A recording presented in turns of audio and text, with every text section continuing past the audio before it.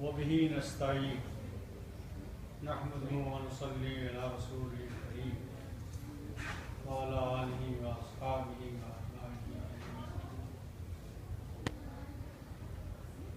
رمضان کے بھی چند دن رہ گئے مگر تفسیر ہو رہی ہے، اس کا کل آخری دن ہوگا اور اپنا روان ہو جائے گا۔ اس کے بعد پھر ہم لوگ ادھر ادھر جائیں گے، روز بھی تو رہ جاتے ہیں۔ تو آج ہی سے سمجھ لیجیے کہ ہم لوگ رخصت ہو گئے ہیں، پھر انشاءاللہ آخری دن تفسیر اور پھر اگلے سال زندگی رہی ملاقات ہوگی، نہیں ہو یہ ملاقات دعائیں مغفرت کریں گے انشاءاللہ، وعدہ ہے نا؟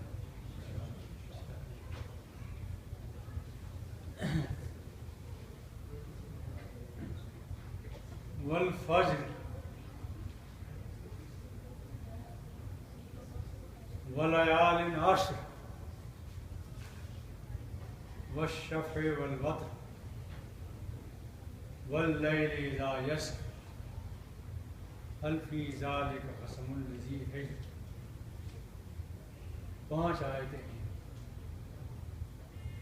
اس میں اللہ تعالیٰ نے فجر کی قسم کھائی، 10 دنوں کی قسم کھائی، اور شفع اور وتر جفت اور تا جو عدد ہوتے ہیں ان کی قسم کھائی، اور رات جب رخصت ہونے لگی اس کی قسم کھائی، اور یہ کہا کہ ان چیزوں کے ہوتے ہوئے بھی عقل والے کے لیے کیا اور کسی قسم کی ضرورت ہے؟ کچھ اور کہنے کی ضرورت ہے؟ سب سے پہلے فجر کو سمجھیے۔ فجر اور صبح میں فرق یہ ہے کہ صبح تو سورج نکلنے کے بعد تک بھی رہتی ہے، اور فجر کا وقت وہ ہے کہ سورج نکلا اور فجر کا وقت ختم۔ تو فجر کی قسم اللہ تعالیٰ نے کھائی ہے، اور فجر سے پہلے کیا ہوتا ہے؟ پوری دنیا سو رہی ہوتی ہے، جس دنیا سے آپ واقف ہوتے ہیں، جو آپ کی دنیا ہوتی ہے۔ مثلاً آپ امریکہ میں رہ رہے ہیں، جو زون ہے آپ کا، یہاں تک آپ کی معلومات ہے یا تعلق ہے آپ کا، پوری دنیا سو رہی ہے، قبرستان ہے وہ پوری دنیا، ٹھیک ہے؟ فجر کے وقت پاؤ پھٹی ذرا مشرق کی جانب، لوگ اٹھے آنکھیں ملتے ہوئے، گئے وضو کرنے، منہ دھونے، تیار ہونے۔ اس سے مثال دی ہے اللہ تعالیٰ نے اس دنیا کو کہ یہ دنیا رات کی طرح ہے، اس کی صبح جب ہوگی تو وہ آخرت ہوگی۔ اور رات کو کیا ہوتا؟ تمام دنیا سو رہی ہے، صبح پاؤ پھٹی، روشنی شروع ہوئی اور لوگ اٹھے اور دوڑے اپنے اپنے کاموں کی طرف۔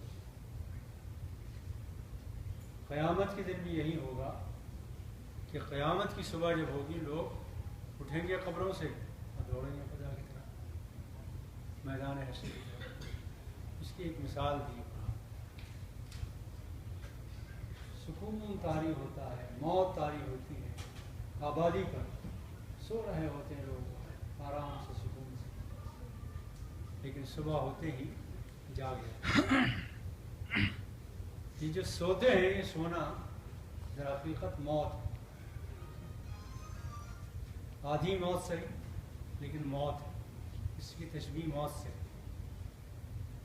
اور جب اٹھ کے جاگتے ہیں تو گویا موت سے دوبارہ اٹھائے گا۔ اس سے مثال دی ہے، اسی لیے ہم دعا کرتے ہیں یاد ہے دعا سونے کی؟ بسمک اللہم اموت و احیا، اے اللہ تیرے نام لے کر میں مر رہا ہوں اور تیرا نام لے کر جاؤں گا. اور سونے کو مرنا کہا دعا میں. صبح کو جب اٹھتے ہیں تو پھر کیا دعا پڑھتے ہیں؟ الحمدللہ الذی احیانا بعد ما اماتنا. تمام تعریفیں اس اللہ کے لیے ہیں جس نے مجھے موت کے بعد پھر زندگی بخشی. تو روزانہ مشق ہو رہی ہے رات کی آمد اور صبح کے طلوع سے آخرت، مگر پھر بھی یہ انسان نہیں جاتا. روز اللہ تعالیٰ مشق کرا رہا. یوں تم پڑے ہوئے ہو، سو رہے ہو اور یوں اٹھ جاؤ. پھر ایک اور بات ہے کہ قیامت کے دن جب لوگ اٹھیں گے تو مومنین صالحین تو اللہ کے حضور جھک جائیں گے. انہیں سجدے کے لیے بلایا گیا، سجدے میں چلے جائیں گے. جھکنا چاہیں گے جھک جائیں گے.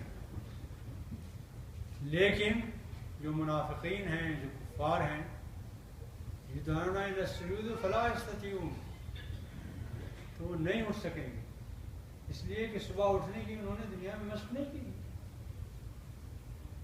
پریکٹس کی ہوتی، مشق کی ہوتی تو وہاں بھی اٹھتے.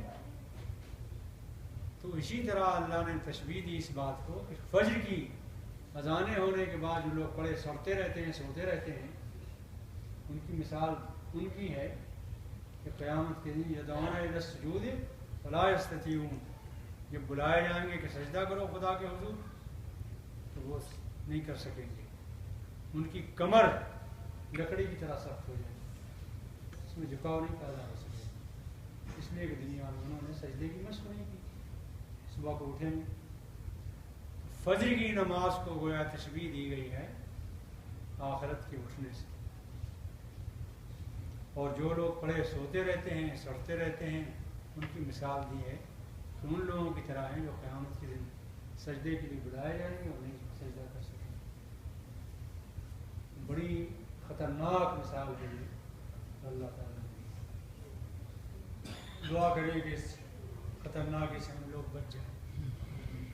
وَلَيَالٍ عَشْرٍ، اور 10 راتیں، 10 راتوں کی قسم. 10 راتیں وہ ہیں جس میں چاند بڑھتا ہے، اضافہ ہوتا ہے، ہلال ذرا سا نمودار ہوتا ہے ناخن کی طرح، پھر دھیرے دھیرے بڑھتا رہتا ہے یہاں تک کہ آپ کہتے ہیں کہ 10 تاریخ ہو گئی اور چاند تو بڑا کھل رہا ہے بہت ماشاء اللہ.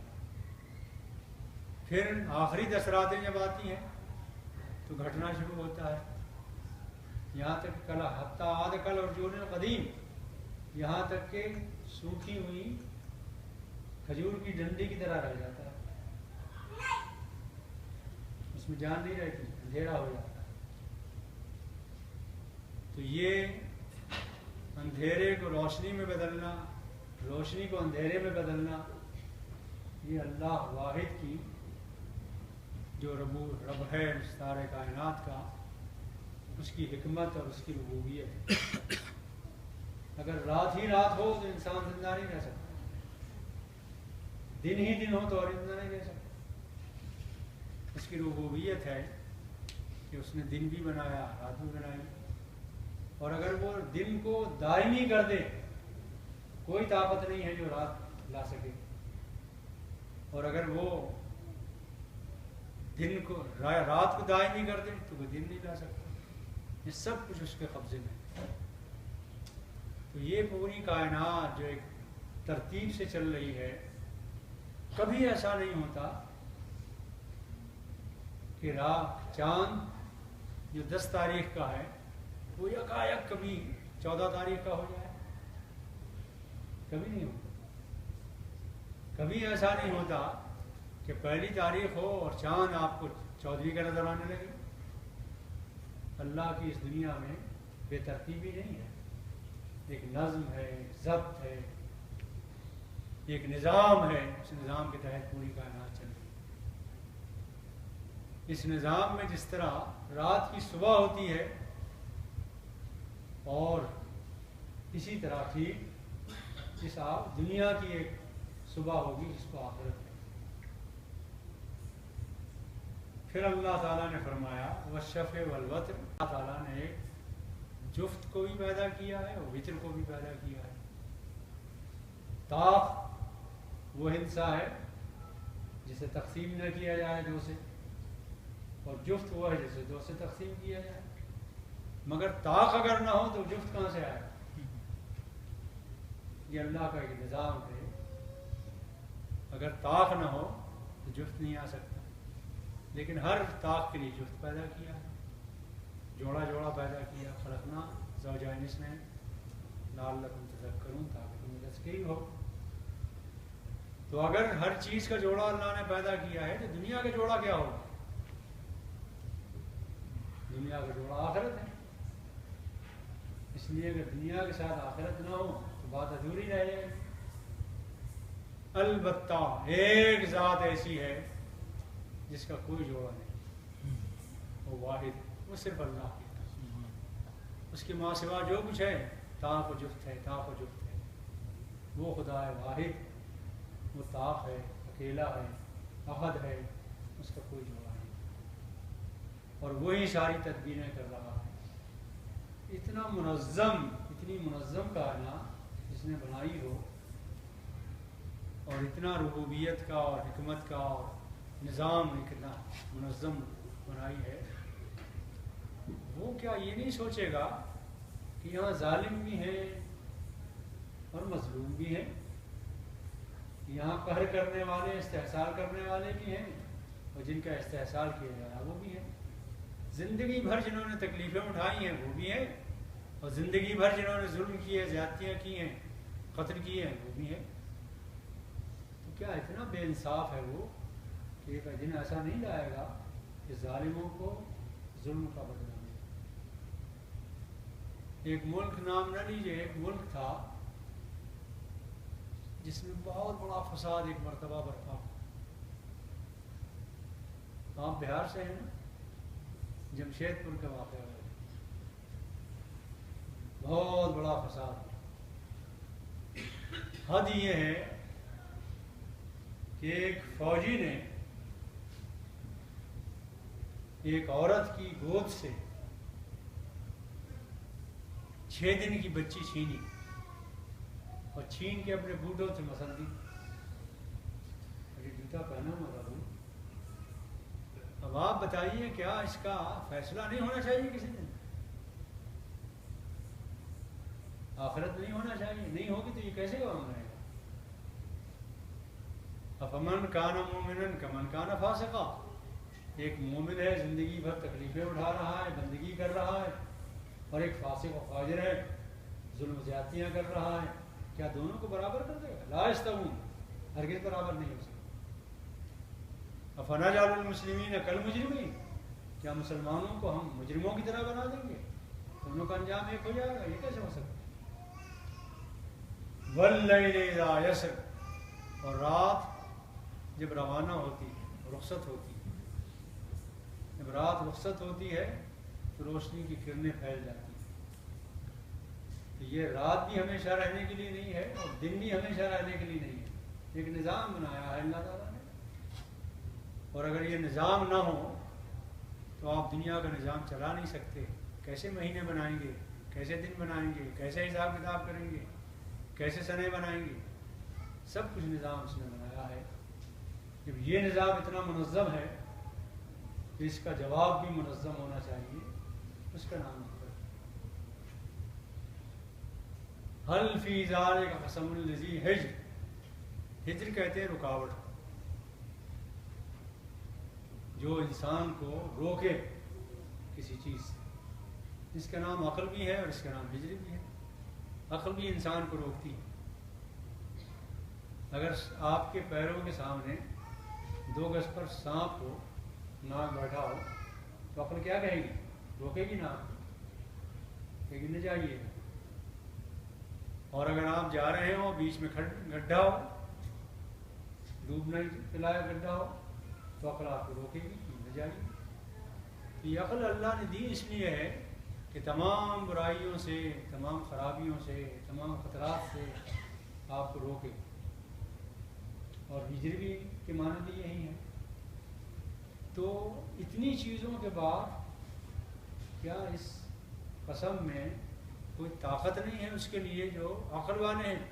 عقل والوں کے لیے یہ باتیں کافی، مگر جو عقل سے کام نہ لیں انہیں کچھ بھی آپ سنا دیجیے، اوپر ہو جائے گا، کچھ سمجھ میں نہیں آئے گا جب طلب ہوگی اندر، بیٹھے ہوں گے اس لیے کہ کچھ ملے، لے کے جانا ہے ہمیں، تب تو کچھ ملے گا، اور اگر یہ ارادہ نہیں ہے، طلب نہیں ہے تو کچھ بھی نہیں ملے گا۔ اس 5 چیزوں کے بیان کرنے کے بعد پھر اللہ تعالیٰ نے قوم عاد کا، عاد ارم کا ذکر کیا ہے۔ ایک عاد اولا تھے، ایک عاد ثانیہ تھے، یا عاد اخرى تھے۔ عاد اولا تو وہ ہیں جو ارم کی اولاد ہیں، پہلے عاد ارم ابن سام ابن نوح، سام کی اولاد میں جو ارم پیدا ہوئے، ان ارم کی اولاد میں یہ پیدا ہوئی۔ یہ پوری نسل جو ہے ادھر پنجاب سے لے کے افغانستان اور یہ ترکی اور یہ سب، یہ سام کی اولاد ہے، اور اسی میں وہ تھے عاد، جن کی خوبیاں قرآن نے یہ بیان کی کہ ان کو اللہ تعالیٰ نے بہت بڑا جثہ دیا، غیر معمولی جثہ دیا، چنانچہ بڑے بڑے پلر تعمیر کرتے تھے وہ، یا پہاڑوں کو کھود کر اس میں شاندار مکان بناتے تھے۔ پہاڑوں کی رگ جہاں سے چٹان کٹتی ہے وہ نہیں معلوم۔ تو الم تر کیف فعل ربک بعاد ارم ذات العماد، بڑے بڑے پلر والے، بڑے بڑے ستونوں والے عاد، کیا ان کی خبریں تمہیں نہیں پہنچی؟ ہر چیز ایک نظام ہے، ڈھیل ہے، موقع ہے۔ ایسا نہیں ہوتا کہ رات ہو اور ایک سورج طلوع ہو جائے 12 بجے، ایسا کبھی نہیں ہوتا۔ کب طلوع ہوگا؟ جو اللہ نے وقت رکھا۔ اس طرح قوموں کو بھی ڈھیل دینے کا اللہ نے وقت مقرر کر رکھا، کھل کھیلنے کا بھی ایک وقت مقرر کر رکھا۔ کب تک ڈھیل دی جاتی ہے یہ اللہ جانتا ہے۔ ان کو اللہ نے ڈھیل دی، جب ان کی مدت پوری ہو گئی، ان کا ڈول بھر گیا تو ڈوب گیا، ڈول بھرنے کا انتظار کرتا ہے۔ تو الم تر کیف فعل ربک بعاد، تاریخی واقعات سے بتایا ہے کہ یہ دنیا اندھیر نگری نہیں ہے، چوپٹ راج نہیں ہے، بلکہ یہ حکیم و علیم، خبیر و بصیر خدا کی دنیا بسائی ہوئی ہے۔ یہاں جو کچھ ہو رہا ہے حکمت کے تحت ہو رہا ہے، ایک نظام کے تحت ہو رہا ہے۔ ارم ذات العماد التي لم يخلق مثلها في البلاد، کہ دنیا میں اس جیسی مثال کوئی اور قوم پیدا نہیں کی گئی طاقت میں، قوت میں۔ چنانچہ وہ بڑا غرور کرتے تھے، من اشد منا قوة، ہم سے زیادہ طاقتور تو کوئی ہے ہی نہیں۔ لیکن جب تباہی آئی تو 8 دن ان پر ایک آندھی مسلط ہوئی، اور 8 دن اس طرح مرے ہیں کہ جیسے کھجوروں کے تنے پڑے ہوئے ہوں، لمبے لمبے، بڑے لمبے خط تھے ان کے، تو بے جان پڑے ہوئے تھے۔ اس طرح اللہ نے ان کو تباہ کر دیا، نام و نشان نہیں رہا۔ درود بھیجیے محمد صلی اللہ علیہ وسلم پر، اللہم صلی علی محمد و علی محمد، اس لیے کہ ان کی دعا تھی کہ اے پروردگار، اللہ تعالیٰ نے اس سے کہا وَالضُّحَىٰ وَاللَّيْلِ إِذَا سَجَىٰ مَا وَدَّعَكَ رَبُّكَ وَمَا قَلَىٰ وَلَلْآخِرَةُ خَيْرٌ لَكَ مِنَ الْأُولَىٰ وَلَسَوْفَ يُعْطِيكَ رَبُّكَ فَتَرْضَىٰ، اور آپ کو آپ کا رب اتنا اتنا نوازے گا کہ آپ کو خوش کر دے گا، آپ خوش ہو جائیں گے۔ تو اللہ کے رسول کہتے ہیں اذن، اے اللہ اگر ایسا ہے تو پھر محمد کی خواہش یہ ہے صلی اللہ علیہ وسلم کہ میری امت پر عذاب قاضی نہ آئے، جیسے سمود اور عاد پر آیا کہ پوری امت تباہ ہو گئی، ایسا نہ ہو۔ اللہ نے یہ منظور کر لیا ہے، یہ امت قیامت تک باقی ہے۔ ایسا تو ہوگا، کسی طرف زوال ہوگا اس کا، لیکن کسی طرف عروج بھی ہوگا، کسی طرف اگر یہ ڈوبے گی تو کسی طرف سے ابھرے گی بھی۔ جہاں میں اہل ایمان صورت خورشید جیتے ہیں، ادھر ڈوبے ادھر ابھرے، ادھر ڈوبے ادھر ابھرے۔ ورنہ کہاں گئے سمود، کہاں گئے آپ؟ سمود بھی ان کی نسل کا جو آج باقی رہ گئے تھے ان میں سے باقی پیدا ہوئے سمود۔ جاب الصخر بالواد، جو پہاڑوں کو چیرتے تھے، تراشتے تھے اور اس میں اپنے لیے مکانات بناتے تھے وادیوں میں۔ یہ اللہ تعالیٰ نے ان کو ہمت دی تھی اور ایک فن دیا تھا۔ وہ فرعون ذی الاوتاد، اور فرعون کا حال نہیں پڑھا ہے آپ نے، جو میخوں والے تھے۔ یہ سب سے پہلے معلوم ہوتا ہے تاریخ سے کہ فوج پہلے حکومتوں کے پاس نہیں ہوتی تھی۔ ضرورت جب پیش آتی تھی تو نوجوان اپنے آپ کو پیش کرتے تھے، قربانیاں پیش کرتے تھے۔ فرعون کے دور سے مستقل فوج قائم ہوئی، ان کے لیے خیمے بنائے، اس نے میخ لگائے۔ خیمے میخ سے بگاڑا جاتا ہے تو اسی لیے اس کا نام ہی پڑ گیا فرعون ذی الاوتاد، میخوں والا فرعون۔ الذین طغوا فی البلاد، جس نے بڑی سرکشی کی تھی ملک میں۔ فاکثروا فیہا الفساد، بڑا فساد پھیلایا تھا اس نے۔ فصب علیہم ربک صوت عذاب، تو اللہ کا کوڑا برسا اس پر، تباہ و برباد ہو گیا۔ البتہ اس کی لاش عبرت کے لیے مصر کے عجائب گھر میں اب تک رکھی ہوئی فرعون کی، اور قرآن نے اس کا گواہی دی ہے کہ تم قیامت تک عبرت کا نشان بنے رہو گا۔ ان ربک لبالمرصاد، تو ایسا نہیں ہے کہ دنیا میں سب کچھ ہو رہا ہے، ظلم کر رہے ہیں لوگ، زیادتیاں کر رہے ہیں، یہ بڑے بڑے بادشاہ تباہیاں مچا رہے ہیں، استحصال کر رہے ہیں، لوگوں پر ظلم کر رہے ہیں، اللہ تعالیٰ کا غائب ہو گیا؟ نہیں، لبالمرصاد، وہ گھات میں ہر وقت دیکھ رہا ہے، جب کسی کا ڈول بھرے گا ڈوب جائے۔ اب آگے ایک حصہ اور رہ گیا ہے، وہ انشاءاللہ کل ختم کریں گے، اور کل آخری دن ہوگا تفصیل کا۔ دعا کریں کہ اللہ تعالیٰ اگر پھر موقع دے، پھر رمضان آئے اور ہم بھی زندہ ہوں، ملاقات ہوگی، اور اگر نہ زندہ رہے جاتے ہیں خدا حافظ۔ بس اتنی گزارش ہے، جب یاد میری آئے بخشش کی دعا کریں۔